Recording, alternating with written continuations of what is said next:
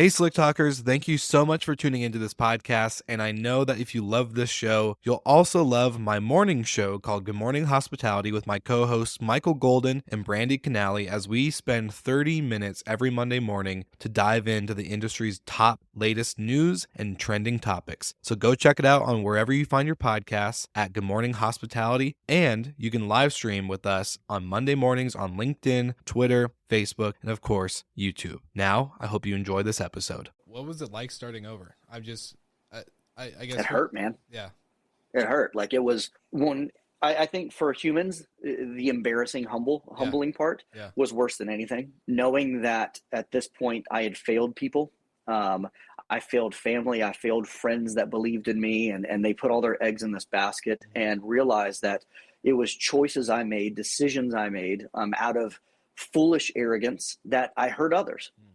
And it was it was a very difficult time for me. I think you had talked about when you went to Autograph, like the depression piece. And that was me, man. I'm not a good sleeper as it is, never have been. During that time, it was bad. It was bad of me just trying to figure out, man, I thought I figured out my purpose. I leave an industry, the music industry, I dive headfirst into hospitality. I find early success, and I feel like I found my purpose, and then this happens.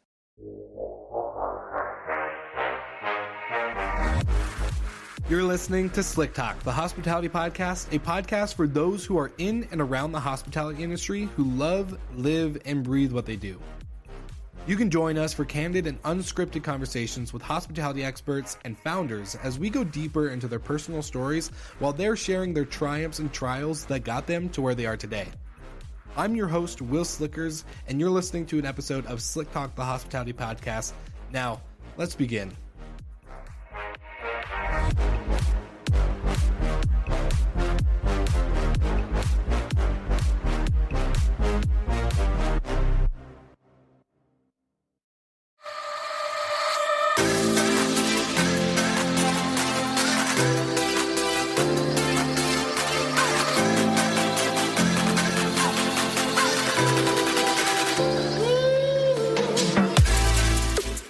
Running a short-term rental business is challenging and time-consuming.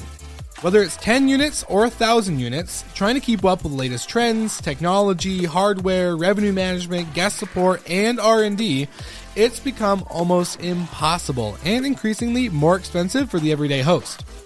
On top of that, all of this tedious work does not allow you to focus on what matters most, and that is your guest. Luckily, this will no longer be a problem. Introducing Journey's MOS, the newest and most advanced tech solution in hospitality. Journey's MOS provides you with a one-stop solution that will automate your entire operation and take care of all of your back office work, allowing you to fully focus on growing your business the way you want to. To learn more about MOS, visit Journey online at journey.com. That's Journey, JURNY.com.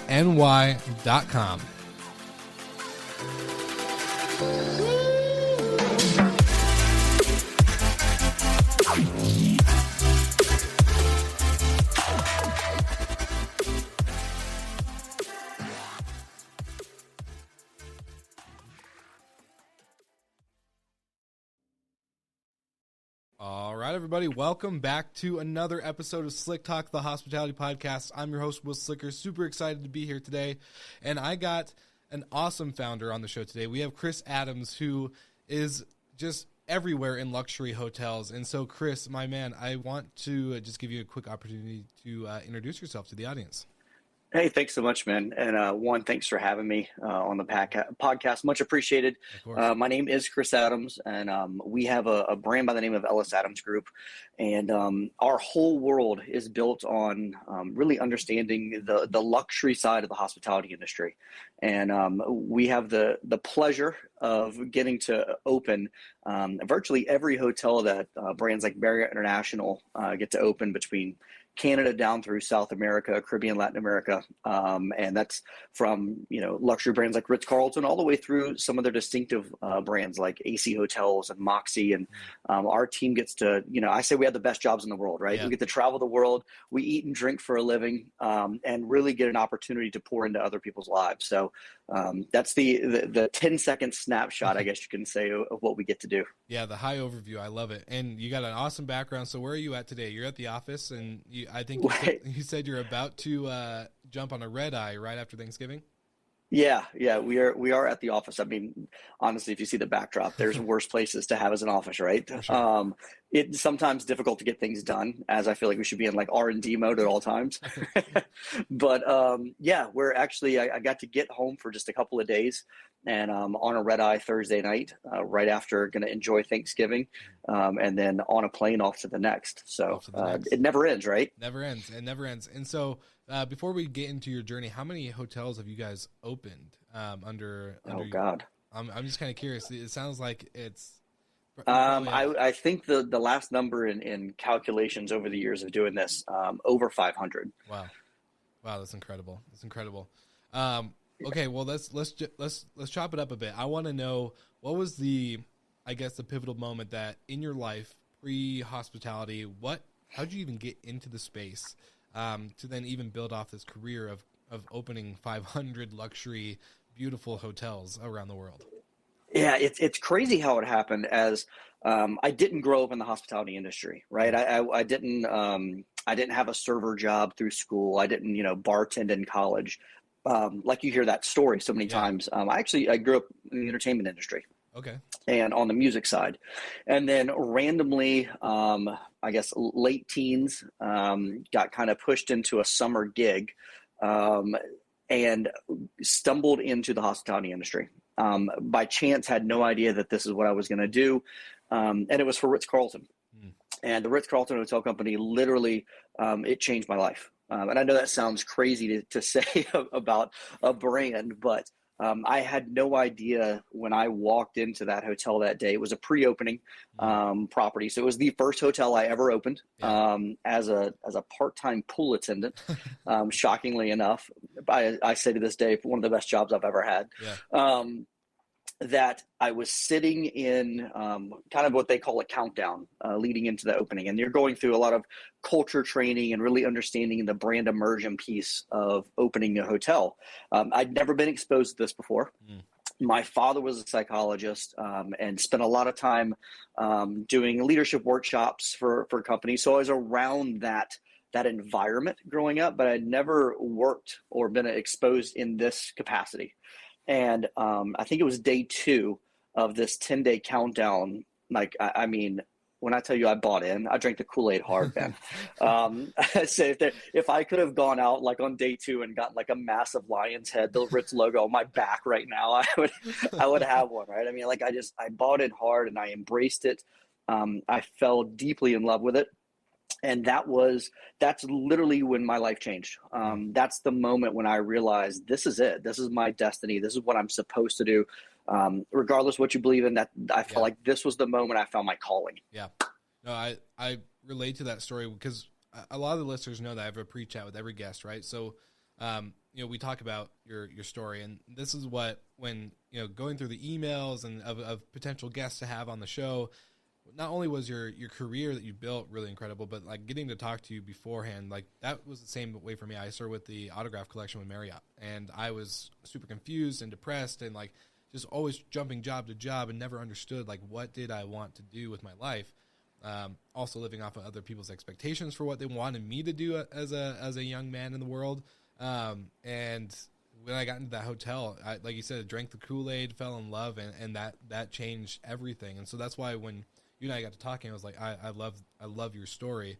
So from there, from being a pool attendant, where did that lead to? What, and maybe give us some like 2 to 3 key takeaways, like fundamentals that just were instilled.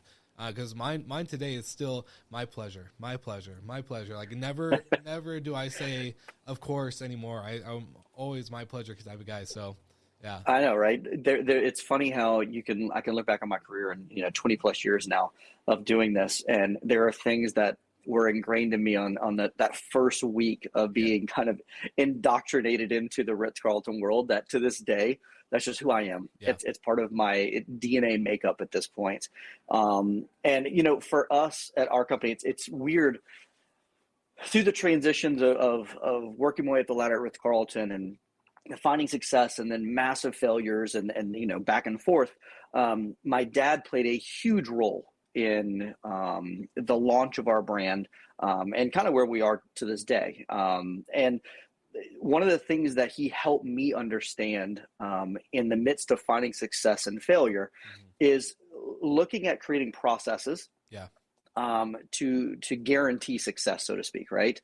And that's tough to do in a business that's dependent on people, right? People are there's no rhyme or reason sometimes the response you get from humans.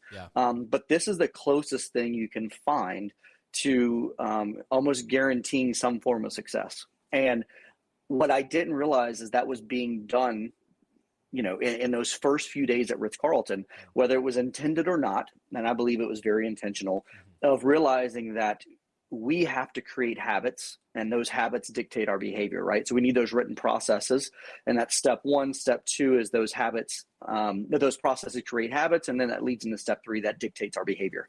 And you see it to yourself today that at some point in time early in your career with Autograph Collection, they had a written process somewhere and they had accountability, which forced a habit upon you, which is now dictate your behavior from here on out. And I remember sitting in these rooms and the certainties and my pleasures and holding doors for guests. And if there's a guest in the elevator, you let them go and wait for the next one. All those things that, you know, you're sitting there learning it in the midst of now 20 plus years later.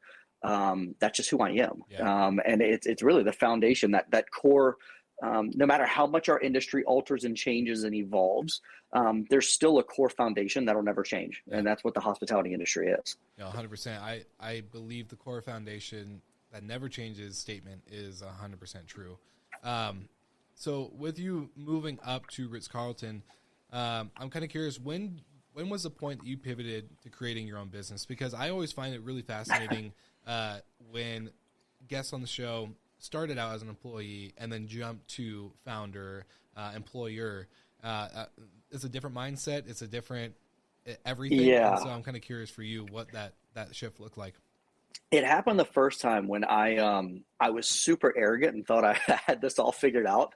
You know, I had worked my way up the ladder at Ritz-Carlton and found early success. And I was like, this is easy. I was like, I don't understand why people struggle so hard with food and beverage and hospitality. Like this is, it's no problem. And that was at first I would say it was the first mistake I made. I could tell you in hindsight, it was the best thing I could have ever done because it's all part of the process to get us where we're supposed to be. How you respond to those things, it determines what's next. And I walked away after just a couple of years with Ritz-Carlton to launch my first projects. And the front side of that was extremely successful. My first project I did on my own, essentially, or away from the brand.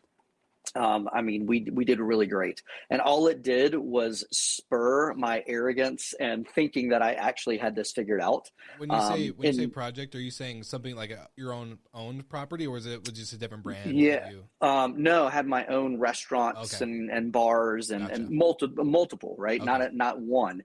And that led to me thinking I've got this figured out. Let's do more. Like if a little's good, a lot's even better, right? The family got involved, like, oh my God, Chris is crushing it. Here's money, right? and that led to, you know, arguably one of the most humbling, embarrassing, moments of my life of losing everything and realizing very quickly I had no clue what I was doing. I had a right place, right time, right circumstances that made me believe that I had this figured out. And that was part of the process for me. That was part of that learning process and humbling of realizing, hey man, step back, open your ears, shut your mouth, learn, take in everything you can, ask questions, look at those that are successful and dig deep. And that started my journey at that point of really digging in deep to understanding what true leadership is, my obsession with understanding hospitality from a psychological standpoint, of really leaning heavily on my father to help me dive into research and really understanding behavioral patterns of guests and why do we do the things that we do as humans, and a true guide to anticipation of guest needs, which is very Ritz-Carlton. And so that started that journey, was that massive failure I had that put me back on the right path for me to take the steps necessary to kind of get me where we are today. What was it like starting over? I guess it hurt, man. Yeah, it hurt. Like it was I think for humans, the embarrassing humbling part was worse than anything. Knowing that at this point I had failed people. I failed family. I failed friends that believed in me, and they put all their eggs in this basket, and realized that it was choices I made, decisions I made out of foolish arrogance that I hurt others. And it was emotionally, it was a very difficult time for me. I think you had talked about when you went to Autograph, like the depression piece. And I mean, that was me, man. I'm already I'm not a good sleeper as it is, never have been. During that time, I mean, it was bad. It was bad of me just trying to figure out, man, I thought I figured out my purpose, right? I leave an industry, the music industry, I dive headfirst into hospitality, I find early success, and I feel like I found my purpose, and then this happens. And I didn't know what to do. I didn't know, was I completely off base? Did I need to walk away from the industry? Is this not for me? And so it was a challenging time for me to just figure it out. Yeah, and I think a lot of people, like when you have your purpose challenged like that, it puts a lot of questions into your space, whether it's through thought, through emotion, through just unintentional habits. And I think you look at where we're at in society right now, right? We live in a very social media driven world, right? I read a study the other day that said over 90% of all decision making is done based on social influence, right? That's a scary statistic. And I think when you look at, we gauge ourselves not based on our own success, but on others' perception of us. Right. That's the world we live in now. And that's a depressing, people root for you until you find success, and then they want to see you fail. Right. I mean, it's this weird demented space we live in a society right now. And I think I was going through that moment of me trying to define my purpose based on other people's interpretation of me. And that's a very difficult way for you to find satisfaction, for you to find who you are as an individual, for you to tap into your passion, right? And I've always said I believe that everybody on this planet has God-given abilities, whatever God you believe in, right? Not to get into the religious debate, whatever God you believe in, I believe everyone has certain talents and gifts that were just bestowed upon them at birth. For sure. And I think where you find true happiness is when you can find where they intersect your passion as well as those natural gifts that you have. And when you can find that crossroads, that's when you really start to find purpose for yourself, which isn't defined by others. It's not me looking at someone else's house, looking at what they drive and say, oh my God, I'm going to let their purpose define my passion, right? It's me saying, no, what am I naturally gifted at? And where does that intersect with what I'm passionate about? And when you figure that out, it's a game changer for your future. Yeah, no, seriously. It sounds like it's a deadly combination. That doesn't sound like we both know it's a deadly combination. We're in that space. Man, you just said so many good things in that just that one little spurt there. It's so good. Okay, so you're starting over, and you say you leaned in heavily into your father. So I want to kind of maybe dive into the psychological side of anticipation of guest needs, the way you were just starting over when you're asking questions, mentorship, all the stuff. Talk me through the phases of getting from restart button just being pressed and hit to then kind of scaling back up into obviously getting back into the success, getting back into my purpose is here. It is working. Like I just needed a reset. I needed to be humbled. I needed to learn from not only what I was doing successful then, but how can I even better it now? I think a few things happened. I stepped back and I got back into reading. Okay.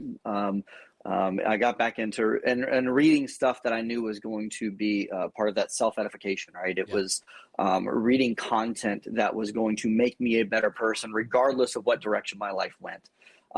So that was a huge piece of it. Getting my head in the right space was extremely important in figuring out what the next step was.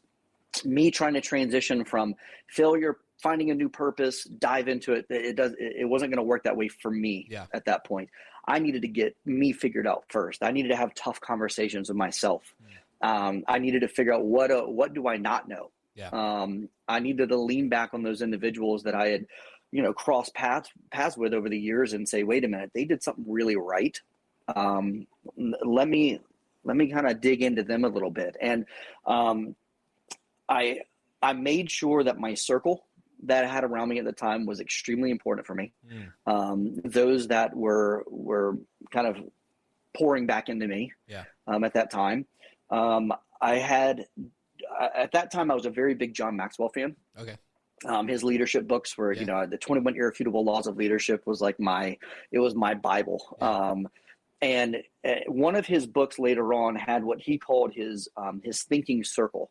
And he basically had like 15 or 20 categories that he felt were very important to make him well-rounded. And that was everything from spirituality to business, relationships, on down the line.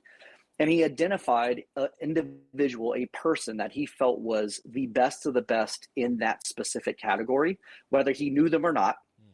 And he put their name next to it, and he made sure that he did everything he could to try and find a way to either spend time with them, read their books if he didn't know them, but allow them to pour into him in that area that he felt they were great at. And I basically replicated it. I created my thinking circle of people that in each category I felt were the best of the best. I did a little different, only people that I could actually get in contact with.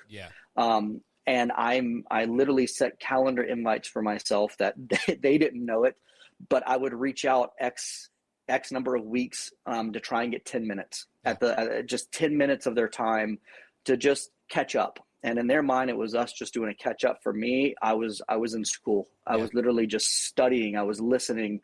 I was watching what they do, how they do it, how they respond, how they stood, looking at their mannerisms. I mean, I literally just took myself back to school. And I think a combination of a lot of those things put together helped propel me to get me to a place where I felt like one day I woke up and went, I'm out of this. I'm not in the funk anymore. I'm making headway. I'm making strides. And crazy enough, I went back to Ritz-Carlton. Oh, really? It's funny. They were the brand that helped me find my purpose, I believed. For sure. And they were the brand that jumped in and they didn't know it at the time and pulled me out of my funk and got me back where I need to be. And so as a result, I have a very special place in my heart, to say the least, for that brand. Yeah. Well, I was gonna say, do you feel like you're still in school? Like even now, like you got pulled out of it with Ritz-Carlton and everything, but I don't know. I just feel like with the amount of properties you guys have done and are doing, the luxury sector in hospitality itself is a completely different beast than opening up, just your normal courtyard or whatever. It's a whole lot different. So I'm just kind of curious. Do you feel like you're still in school? Every day. And I say this often: the minute that we're not taking advantage of the opportunity every day to learn something, you're done. You're done. And I've made that mistake. I lived it. I did it. And now I pride myself on not knowing everything. Sure. I pride myself on not having it figured out. I think, and you had talked about this kind of early on in this, the transition from employee to now owning and running the company. Dude, it was tough. It was tough. All the things that I found success doing when I worked for a brand did not necessarily translate with my own brand. And it was I was like, oh crap, man, this is, I need to go back to school again. Thankfully I identified it. I was like, ooh, this isn't, I caught it early. And I had to really dive deep into figuring out how to be a CEO.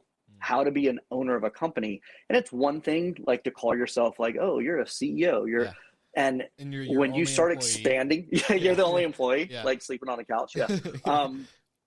When you start expanding and now you've got a team of individuals and that grows and grows and grows, and you realize these individuals are dependent on me making great choices. Like their livelihood, their futures are dependent upon me.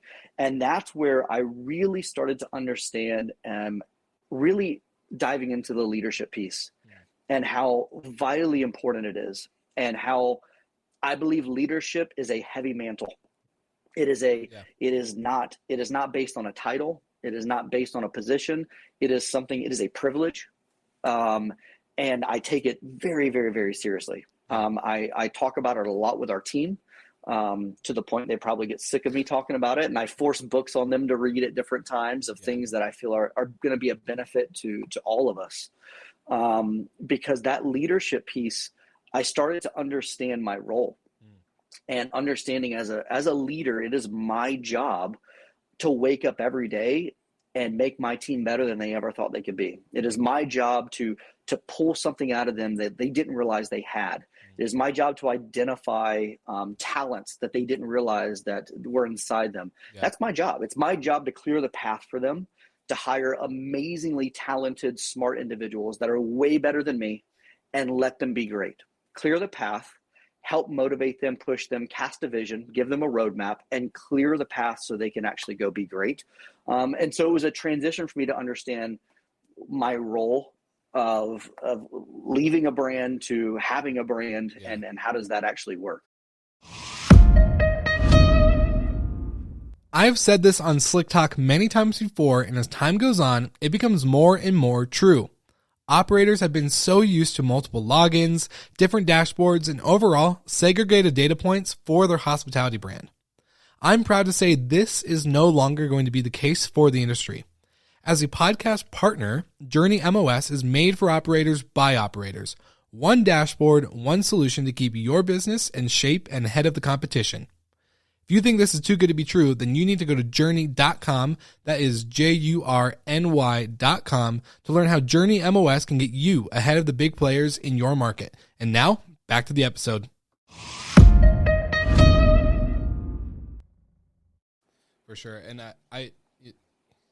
all the stuff that you just said just kind of helps me. It reflects a lot of my listeners don't know. I was actually supposed to be a pastor. I was supposed to go. I went to Bible college. I dropped out. I was a summer camp pastor for 2 years in a row, like all this other stuff. And I always told kind of, and I apply this now differently in a different factor, in the sense of I'm not a pastor, obviously. I'm far from. But when you're in that leadership position, you are given it's a heavy bear, like cross to bear, I guess is in a way to say it. Like you said, my team's dependent on me to make really good decisions. I don't think a lot of people understand. They think leadership is, I'm going to be the center of attention. I'm going to be in the front of the pack. I'm going to be the one that's in the spotlight all the time. It's actually far from it. You're the one that's, excuse my language, you're the one that's scrubbing the shitters. You're the one that's doing all the other stuff that nobody else wants to do, because, like you said, if you're clearing the path for your team, you're identifying something unique and a skill set in your, let's say, my executive assistant. I see she's very gifted at identifying people that she can relate with, and it's just a small little sentence. She can grab that and she can run with it and make them feel like at home. Seeing that type of gift, that type of, I don't know, maybe passion's a word for it too, but seeing that, making sure that you can clear the path, making sure that there's more room for her to grow in that way, just like what you're doing, but on a bigger scale with multiple team members, with multiple leaders underneath that are leading other teams, and vice versa. It's a lot to take on, and I'm kind of curious because on an entrepreneur standpoint, I just started. You asked me before we started recording, how's the move to Colorado? How are you enjoying it? And I've made a lot of lifestyle changes. I've started working out. I'm meal prepping. I'm eating healthier. I'm not ordering Uber Eats every meal. Congrats, man! And that's before New Year's. Yeah, that's impressive. I know. Before, but like I was running my own company, based off of fast food and eating out, and I haven't worked out since I got out of the military. All this other stuff. It was just like, okay, there's a lot of changes. But for you as an entrepreneur, did you find that, like, I always compared, like, whether you hate him or love him, Jeff Bezos says, in the morning, it's my putter time. I wake up, I read the news, I have my coffee, I hang out with the kids, I send them off to school, and then I don't have a meeting. And my first exact high-end meetings are at 10 a.m. Because that's how I operate best. That's when I can make the best decisions. That's when I can be more clear in thought. Do you have a certain thing for yourself as you're now at this scale with your guys' company? Yeah, I think the big thing for me is first thing in the morning. I live in every time zone you could think of. So whether it's 3 a.m., 8 a.m., 10 a.m. is almost irrelevant for me at this point. What I found, though, is that we don't wake up every day motivated. I don't care who you are. I don't care how much you read and how passionate you are about life. Yeah. You don't wake up every single day ripping over the blinds and a beautiful day, right? And so I find it's extremely important for me that the minute I wake up, similar to kind of what you just said about Jeff, where it's you wake up and I have to get in the right headspace. Yeah. That choice that I make in that moment when I wake up determines the rest of my day. And I could either, some days I wake up and I wake up in a mood that is just, let's take over the world. And 5 minutes later, I'm ready to jump on calls and dive into it. And there's some days where I need a minute. I needed a minute to either get my headspace right. I need a minute to crack open one of my books and just read a little bit to get me in the right space. But I know for a fact that if I really want to find success today, that I have to start it in the right headspace. And I think we don't realize how much, and this became real evident for me that 20 plus years ago, I guess 20 years ago, I sat in a room and didn't realize that I made a choice. Yeah. I made a choice to be different. I made a choice to dive into an industry I knew nothing about. And 20 years later, I have one of the greatest jobs in the world, right? Yeah. That was all based on a choice I made that day. And that could have been a day where it was a rough day. It was a bad day. I didn't feel like being there, and I completely let everything fly out the other side and didn't take advantage of it. But I get to do what I do today. I get to pour into others. I get to live the life that I live because I woke up that day, and whether I knew it or not, I made a choice. That was so real for me that I never forget it. And I never want today to be that day that the next opportunity comes in front of me, but I made a choice to not be ready for it. Yeah. I made a choice to not be in the headspace to take advantage of it. And that has been my saving grace of every day. I've got to be prepared for whatever that moment is that's going to fall in front of me, that I got to be ready for it. For sure. And that just brought a memory of I used to say, because I think back in my front desk days, right? I think about, the line of people. The tough gig, man. Dude, the front desk I started off with 717 rooms as a first-time front desk agent. I walked in, applied, I got hired on the spot, and they threw me to the wolves. It was no, that never happened. No, never. Not in hospitality at all. But I just when I started the podcast, I've had early on conversations, and I had a dawning moment. Kind of what you were just saying was, you make a decision. 20 years ago, I made a decision that shifted my whole life towards this success and failure to then just restarting and creating the best job and the best thing I could ever do in my life. And I think about when I was front desk agent, it'd be, all right, Mr. and Mrs. Smith, photo ID, debit or credit card, blah, blah, blah, doing the whole thing. But there's so many moments in that interaction that are in our head. We just don't choose to listen or act on them. And you don't even realize it. I think back now, there were so many guests, I could tell they were in a bad mood. I could tell they were grumpy. I could tell they were not happy with the experience that they were having right at the gate. And I chose just to put my head down and just all right, just get them their keys, get them the hell out of here. Granted, there's been moments I could have said something like, hey, you guys doing okay? How was the trip? Tell me about your journey. Do you need a drink? Do you want some food? Can I get someone to grab your luggage? Whatever it may be. But I chose to ignore it. And I think there's so many moments in our life and throughout our day that it's, I don't know, the more self-aware that we can be of those, you're talking about that decision, that one decision, dude, it's going to be, I think a lot of people would understand that their life and day-to-day happiness would change just by, all right, my roommate seems a little upset today. Probably had a rough day at work. Normally I don't talk to him, but let's talk. Let's talk it out. Does he need to go for a walk? Do we need to go run through Costco just to run through Costco for no apparent reason. I don't know. But like just little things like that. And I think a lot of people would understand it more. Do you feel that there's a lot more, I don't know, maybe this is a dumb and random question, but in the industry, do you think there's more that we can do as service providers rather than, because you're in the luxury space. So like, this is like supposed to be ingrained into you, right? This is something that is at the forefront. I'm just more or less curious. Yeah. There's a part of hospitality, man, that I don't care how much you're taught. Mm-hmm. I don't care how many workshops you sit in. There comes a point, it's an industry that is driven on heart. Mm. And those that make the biggest impact are those that care the most. Mm. If you really want to impact someone's life, if you really want to make find those moments, I call them pink elephants. Okay. In hotels. And I'll tell you that story in a minute. But if you really want that, that's driven on, do you care? Yeah. Do you legitimately care about these individuals that you've never met, their experience? Yeah. So for me, the reason this was so I don't say easy, but I got it. It clicked. Was growing up, my grandparents had a 4-bedroom home. Mm-hmm. And I didn't realize until getting into this industry that I grew up with, in my opinion, being introduced to the first hoteliers that I had ever met.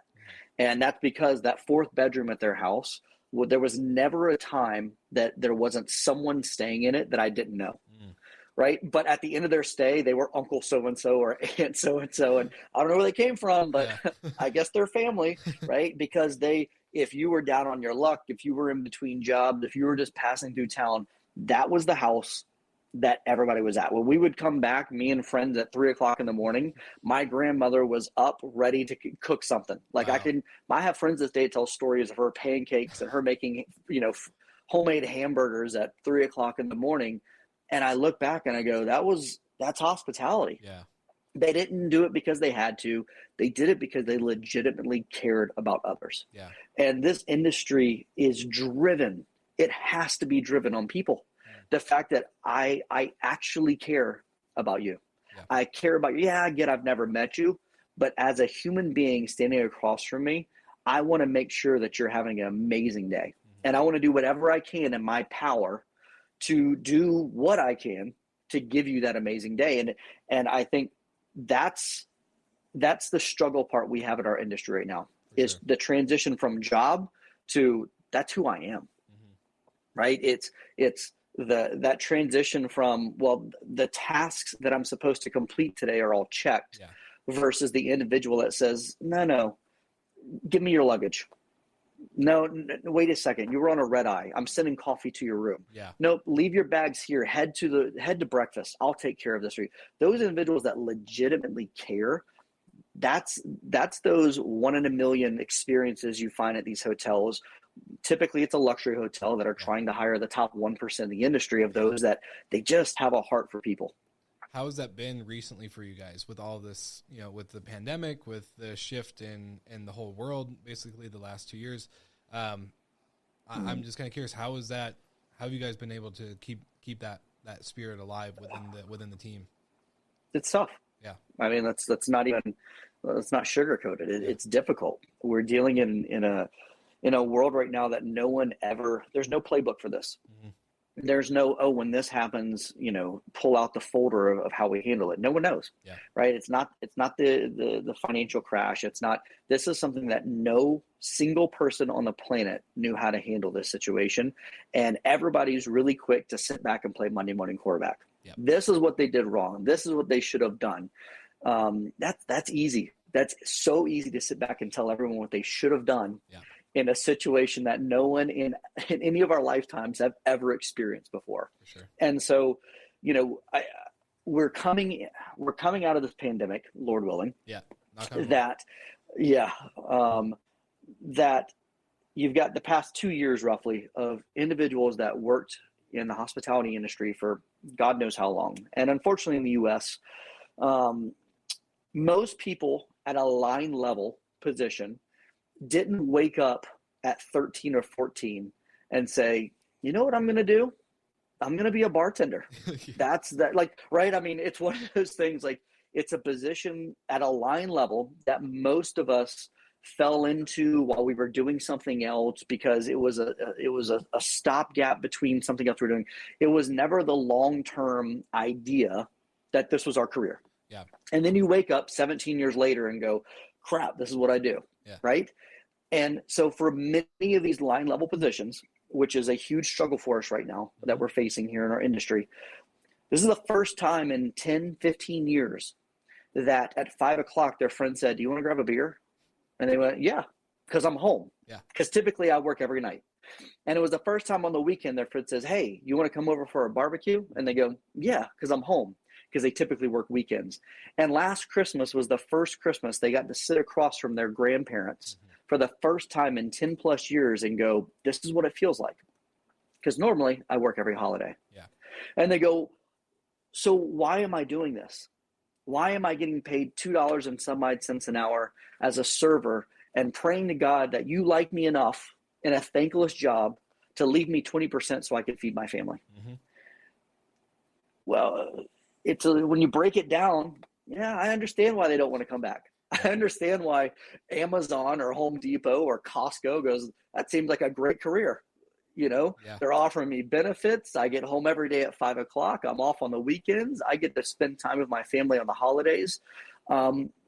We brought this on ourselves in our industry here in the U.S. We created this, right? We transitioned an industry that was about people. It was about heart. And we turned it into this massive multi-billion, probably trillion-dollar industry that's all based on P&Ls, hedge funds, real estate groups. Yeah. It's no longer about my grandparents where, hey, you're having a tough time, come stay with us. Yeah. Now it's how much can I squeeze out of you? What more can we get out of them? How do we cut costs? How do we make more money? How do we put more to the bottom line? And here we are. Here's where we found ourselves, where now this isn't one of those, the financial crisis where, okay, 8 months from now, we anticipate things ramping back up and we'll be good. This is a moment in history that I believe we'll be able to look back on and say, this is when it all changed for hospitality. This is the moment that things transition from what we always knew to what it's going to become. And I think right now, most of us in this industry, at least at a high level, are trying to figure out, what is it? Yeah. What is next? What's the 2.0 version of what we're supposed to be doing? Guests want more. They have more demands than they've ever had before because their dollar means more to them now. Yeah. They don't mind spending it, but the experience has to be equivalent to the price point. And there's no wiggle room in that anymore. So the guests want more for the dollar that they're paying. Yet at most of our properties, we have labor models that are less than they've ever been before. So we have less people to execute with a guest that wants more out of it, that are paying more money. That equation doesn't work. That 2 + 2 is not going to equal 5, right? And I think that's a challenge that we're all facing right now. Yeah. And do you think we're going back to the heart? Are we going back to people? Are we going back to purpose-driven hospitality? Or is it, do you see it, I guess, maybe my biggest concern and worry has been that during COVID, everyone wants contactless, everyone wants better experiences, everyone wants mobile, friendly. They want it to be instant. Airbnb obviously was a big thing that took off. My biggest worry was that the industry was going to be like, all right, let's give them what they want. Let's get it. Let's just recover. I don't care how much we have to spend. Let's do it. But then things open up. The world, domestic travel skyrocketed. International just opened not too long ago, and the flights are full. TSA is seeing 2.5 million people traveling a day, all this type of stuff. Are we going to progress back? And all right, cool. Great. We don't have to make any changes. We don't have to think about automation and technology and shifting the experience and giving our staff better benefits, higher hourly rates, yada yada yada. I'm just curious. Do you see that? Look, we're seeing people travel like never before. Yeah. But we don't have the staff to take care of them. I mean, we have hotels that have 8 and 9 concepts within their hotel, and they've got one open. Yeah. And they've only got one open, not because there's not demand for it, because they don't have the people to staff it. Mm-hmm. So I think that there's a little bit of a tug of war happening right now between what I think our owners hope happen and everything just miraculously kind of goes back to normal and everybody comes back to work and let's just go about our day and act like things never happened. Yeah. And the reality is that that's not happening. We're not seeing like this influx of like, oh, finally people accepted it and they're coming back to work. That's not happening. So I think as long as that tug of war happens, it's going to force some form of change. Is it going to happen as quick as I'd like to see it happen? Maybe not. Yeah. Maybe not. I can remain optimistic. But I think it's going to force some level of change. I think that our ability to find a way to integrate technology alongside what we do in hospitality is a necessity. I think it's a given. I don't think there's not too many people that would probably argue that. Yeah. I think how we do that is important. I think how we figure out how to make that seamless integration between technology and the human piece that people crave, whether we like it or not, as human beings. Yeah. I know we get so plugged into our phones and we think like, I don't need to talk to another human being. Like I got my phone, I've got social media. Well, I think COVID proved that about 3-4 months into it, people were craving human interaction. Naturally, that's just who we are. It's how we're built. That's how we're made. So I think finding that balance between the two is going to be extremely important. And I think that there's some groups out there that'll probably be a little more aggressive than others at finding a way to minimize the damage on this and bridge the gap a little bit. And I'm praying that whoever it is that does it makes enough of an impact that others start to follow. Notoriously, our industry is not aggressive in change. We wait for somebody else to do it and see if it works. And then if it works, then we all jump on board and they were the pilot program, right? So I'm praying some pilot program out there takes off and everybody goes, oh my God, that's it. That's the answer. Yeah. And we immediately start pivoting over to it. And that's what, that's the hope. What about you guys? What's next? What with opening so many hotels? I think the number I read in the email was 100 hotels within quarter 3 and quarter 4 of this year. So, explain what's. Yeah. It's crazy busy. And obviously super grateful for that. Yeah. Hotels are continuing to open / transition to other brands or renovation projects, you name it. Yeah. That's happening right now. So that's great to see. There's a lot of movement still happening in the industry. There's still money that's flowing, from a construction and investment standpoint. For us, we've been so fortunate over the past few years to be able to expand and really grow our brand that, the division of our company that opens hotels obviously is busier than they can handle. Yeah. We're continuing to bring people onto the team that are a good fit, that makes sense for what we're doing and where we're going. The design side of our company is blowing up, which is super unique to see as you're taking, the design piece. We're designing full hotel, not just food and beverage, but you've got operators that are heavily involved in this, right? So it's not just designers that are designing a gorgeous space. Now you've got operators heavily involved with the functionality of the space and how does it affect our teams and then the guest experience and all those things. So I think because of that, we've seen a real explosion on the design side. Awesome. Of our company. The tech side and things that we have our hands in on the tech side and real estate investments, we're doing our best to expand and diversify in the right ways. Yeah. I've made the mistake in the past of like, oh my God, we're winning, let's just grow. Yeah. And I think having a little bit more strategy behind how we grow and the direction we grow, and as a result we're really reaping the benefits of it right now. So a lot happening, a lot on the horizon. We have some ownership, we have some hotel projects coming up, and so the sky's the limit. Never know what's going to happen. Just excited to continue to ride this wave and be along the journey and continue to have some of the freaking best people on the planet around me. Yeah. That make me way better than I actually am. And watching them succeed and watching them flourish, it's fun, and that's I think we miss that sometimes with our work, that man, it's watching what my team gets to do and watching them succeed and seeing things happen for them. Man, it's fun. Yeah. And I couldn't ask for anything more than that. Well, this has been a really refreshing episode because this conversation has reminded me like, this is why I like podcasting. This is fun because we get to like talk about, the everything, and it's super interesting and it's super, unique. And not a lot of people get to sit down with people like you and others that we've had and have these conversations. So I just want to say thank you for bringing it, because the people that surround you that make you better than who you are, then they're doing a great job, because it's been super great to have this conversation with you and really geek out on just your story and the industry and all of it. It's been oh man, I appreciate it. Thanks for all you're doing and really highlighting the industry. Having some of these, sometimes I'm sure, tough conversations about the industry. For everyone that's listening to your podcast, the support that they're giving you so you can continue to do this, I think it's necessary. So thanks a lot for having us on, and I look forward to having you out here with us at the bar so we can chat a little more. Yes. This time I won't bring my microphone. I'll leave it at home, and we'll just enjoy the Sounds conversation. Good.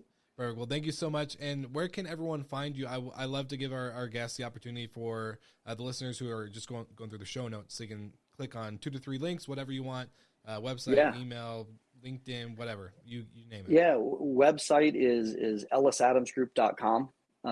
My personal Instagram, love to have people join us kind of on this journey of getting to see the crazy stuff we get to do. It's all one word, Chris Adams _EAG. Or you can follow Ellis Adams at Ellis Adams Official on Instagram as well. And join the team, join the family, and watch this crazy ride we get to do around the world. I love it. Well, you heard it here at Slick Talkers. Make sure you click everything in the show notes. Follow, like, subscribe, everything Ellis Adams, and make sure that you guys stay tuned for another great episode next week. And Chris, my man, thank you so much, and we'll talk again very soon. Thanks, Bill. My pleasure.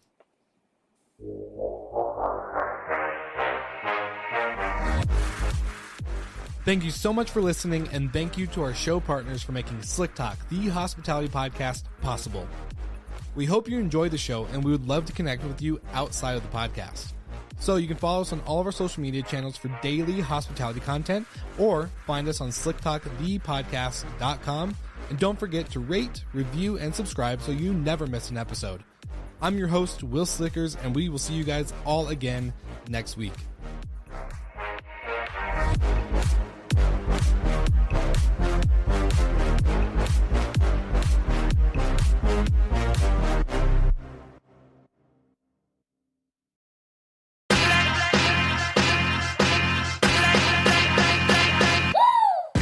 What's up, everybody? If you've gotten this far into the episode of Slick Talk, the Hospitality Podcast, then you are amazing, and thank you so much for tuning in. We want to send you 2 places really quickly. If you can, check out the show notes and click the hospitality.fm link. Check out all of our other shows on the podcast network. And don't forget, if you have someone that you want to hear on the podcast, then fill out the guest fill out form so that way we can get them on the show. Thank you so much for tuning in, and I hope you enjoy another episode of Slick Talk, the Hospitality Podcast.